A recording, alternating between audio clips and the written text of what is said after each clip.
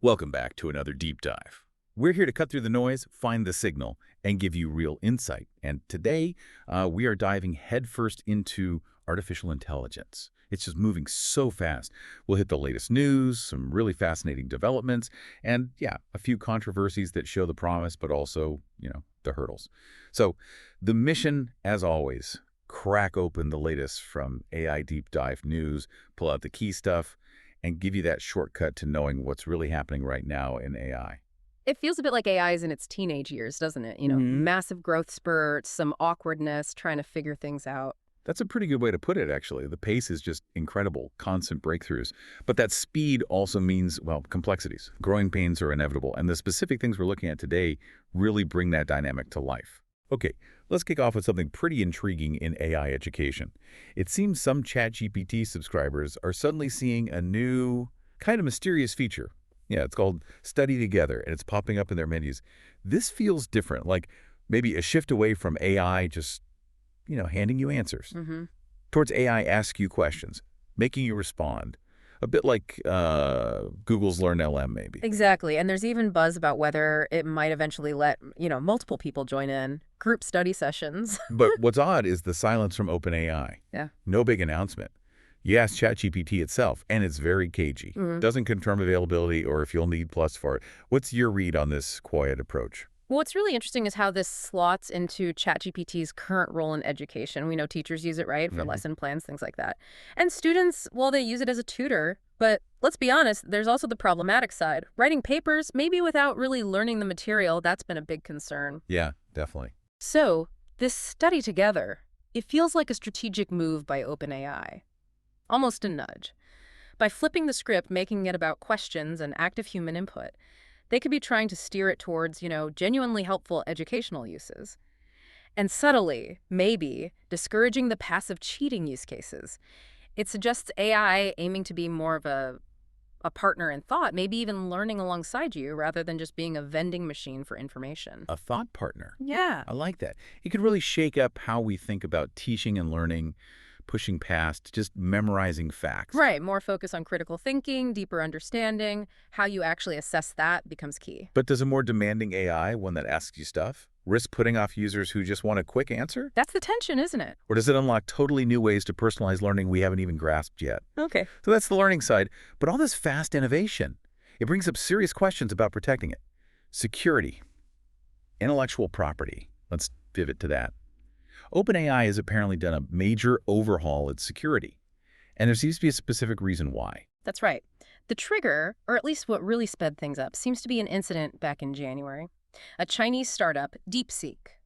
They allegedly copied OpenAI models using something called distillation. Distillation? Yeah. Remind us what that is again?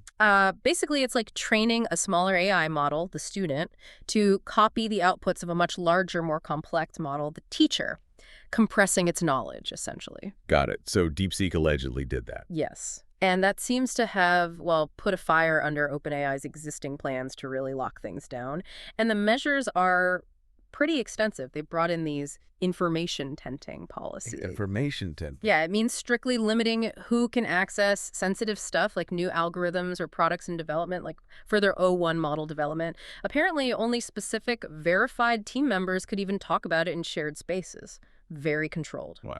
Then there's isolating key tech on offline computers, biometric access fingerprint scans for certain office areas, a deny by default internet policy, meaning you need explicit permission for external connections. That's tight. That sounds way beyond typical tech company openness. Oh, definitely. It could slow things down internally, prioritizing security over maybe speed and collaboration. Plus, beefed up physical security at data centers, more cybersecurity staff. It's a full clampdown. It really does sound like a spy thriller. But I wonder, is there a risk of going too far, stifling the very creativity they want to protect, especially in a field that moves this fast? It's a balance they have to strike, for sure. And speaking of protecting ideas, another IP dispute, this time involving Huawei. Their AI lab is pushing back against claims that its Pangu Pro model copied Alibaba's Qwen model. Right. This came from a group called Anastasia. They put out a paper on GitHub. They claimed an extraordinary correlation between the models, suggesting it wasn't built from scratch, but maybe upcycled from Qwen.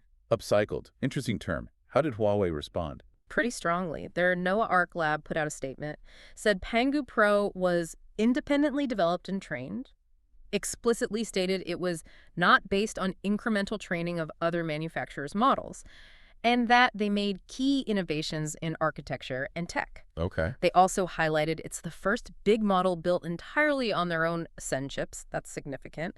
They did mention sticking to open source licenses for any third-party code, but didn't list which ones specifically. So denials all around. And this all plays into that intense competition we mentioned, kind of kicked off by DeepSeek's cheaper model. It's a global race.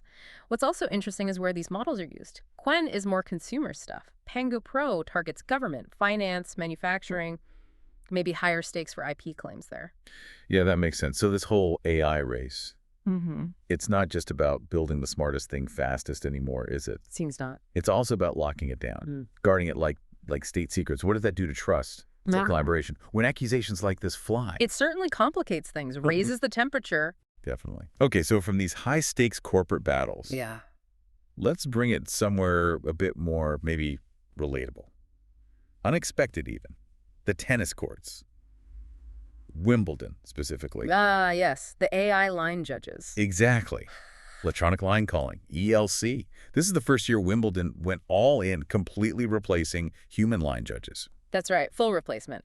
And it didn't take long for criticisms to surface. Players like Emma Raducanu, Jack Draper, they've questioned some calls. Raducanu had that specific instance, right, where a ball looked way out on the replay. But the system called it in. Yeah, I saw that. And it wasn't just about wrong calls, was it? There were other glitches. I remember seeing Ben Shelton having to rush his serves because the system might shut down. Something about the sunlight dimming. That's right, the light levels. And there was the issue with a deaf player. She couldn't tell she'd won the point without the human hand signals. That's a huge accessibility miss. Wow, I hadn't heard that one. Critical. And then there was that moment where the system just failed. Didn't make a call at all. Right. The umpire had to step in, replay the point. Wimbledon apologized for that one. They did. Said it was human error. Apparently someone accidentally turned it off. They made adjustments after. Human error tripping up the AI. Ironic. But it shows how many variables there are in the real world. It does. And Wimbledon's chair, Debbie Jeavons, she defended it, pointing out that even when humans were there, the electronic system was often seen as more accurate overall. Though we should remember Alexander Zverev was critical of similar tech earlier this year, too. Posted that photo online. Right, the clearly outball called in. Yeah. So these critiques, these glitches, they really show the friction, don't they? When you try to completely swap humans for AI in these complex dynamic settings, it makes you think about that balance. You know, full automation isn't always the silver bullet. We even saw Klarna, the finance company, recently bring back human workers after pushing hard for automation. Sometimes you need that human touch, that judgment call. That's a great point. So Klarna backtracking a bit. Wimbledon hitting bumps.